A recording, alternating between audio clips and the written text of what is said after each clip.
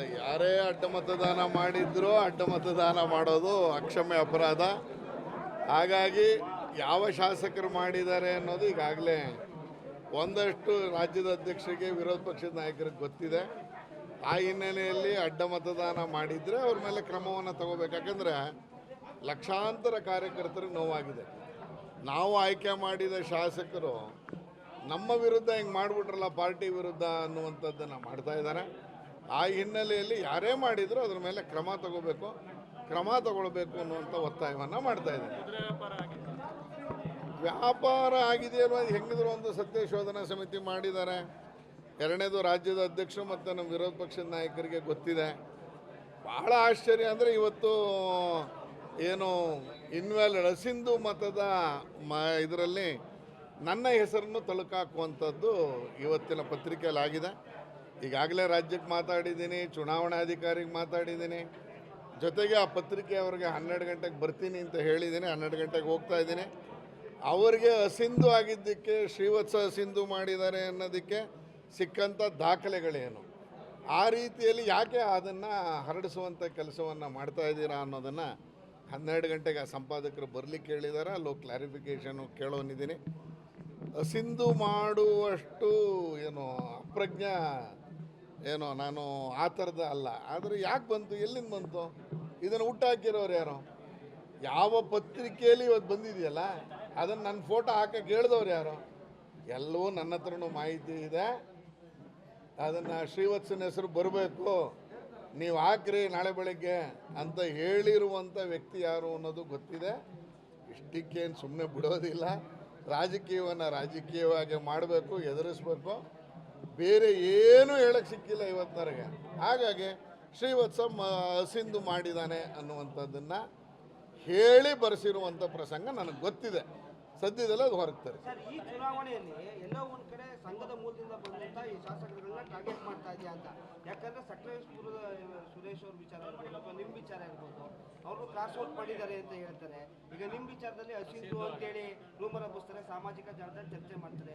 ಎಲ್ಲ ಒಂದು ಕಡೆ ಟಾರ್ಗೆಟ್ ಆಗ್ತಾ ಇದೆಯಾ ಅಂತೇಳಿ ಸರ್. ಅಲ್ಲ, ಟಾರ್ಗೆಟ್ ಅನ್ನೋದಕ್ಕಿಂತ ಇದರಲ್ಲಿ ಏನೋ ಒಂದು ಹಿನ್ನೆಲೆ ಇದೆ, ಷಡ್ಯಂತ್ರ ಇದೆ ಅಂತ ಕಾಣಿಸ್ತಾ ಇದೆ. ಆ ಹಿನ್ನೆಲೆಯಲ್ಲಿ ಹೇಳಿದ್ದೀನಿ. ಅವರು ನನಗೊಂದಷ್ಟು ಕ್ಲಾರಿಫಿಕೇಷನನ್ನು ಕೊಡುವಂಥ ಕೆಲಸ ಮಾಡಿದ್ದಾರೆ. ಬಟ್ ಹೋಗ್ತಾ ಇದ್ದೀನಿ, ಎದುರುಗಡೆ ಕೂತ್ಕೊಂಡು ಅವ್ರ ಎದುರುಗಡೆ ಮಾತಾಡಿ ಹೇಗೆ ಬಂತು, ಒಂದೇ ಚುನಾವಣಾಧಿಕಾರಿ ಘೋಷಣೆ ಮಾಡಿದ್ದಾರೆ ಅಂತ ಬಂದಿದೆ. ಹಾಗಾಗಿ ಚುನಾವಣಾಧಿಕಾರಿಗಳೇ ಅದಕ್ಕೆ ನೇರ ಹೊಣೆ ಹಾಕ್ತಾರೆ.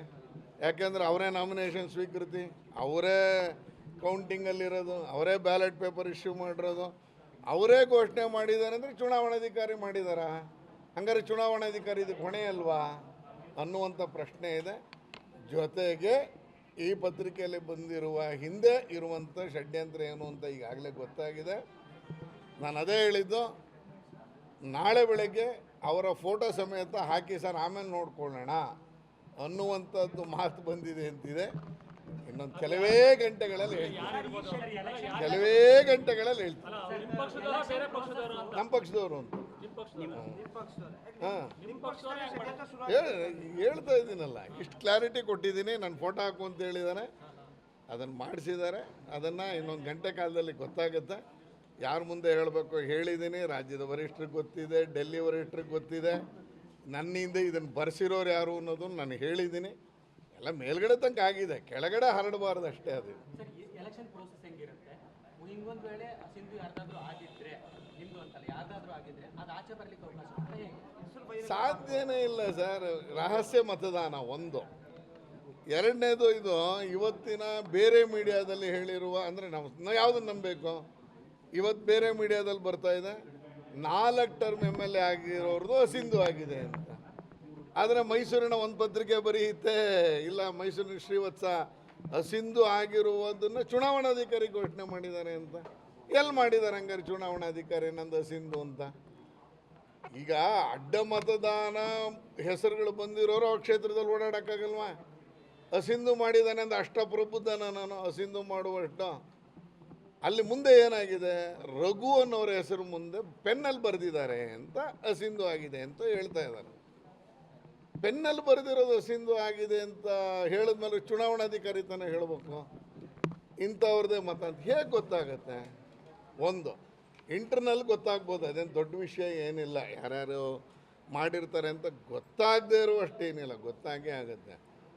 ಆದರೆ ಈ ಥರದ ಹೆಸರು ಬರೆಸುವವರ ಹಿಂದೆ, ಈ ಥರದ ಹೆಸರುಗಳನ್ನ ಓಡಾಡಿಸ್ತಾ ಇರೋರ ಹಿಂದೆ ಭಾಳ ಒಂದು ದೊಡ್ಡ ನಡೆದಿದೆ. ಇರಲಿ, ಅದು ಕೆಲವೇ ಗಂಟೆಗಳಲ್ಲಿ. ಅಲ್ಲ, ಜೊತೆಗಿದ್ದವರೇನೆ ಅಂದರೆ ಒಟ್ಟು ರಾಜ್ಯದ ಒಟ್ಟು ವ್ಯವಸ್ಥೆ ಹಂಗೆ ನಡೆಸ್ಕೊಂಡಿದೆ ಅನ್ನೋವಂಥದ್ದು. ಇರಲಿ, ಆಮೇಲೆ ಹೇಳ್ತೀನಿ. Thank you.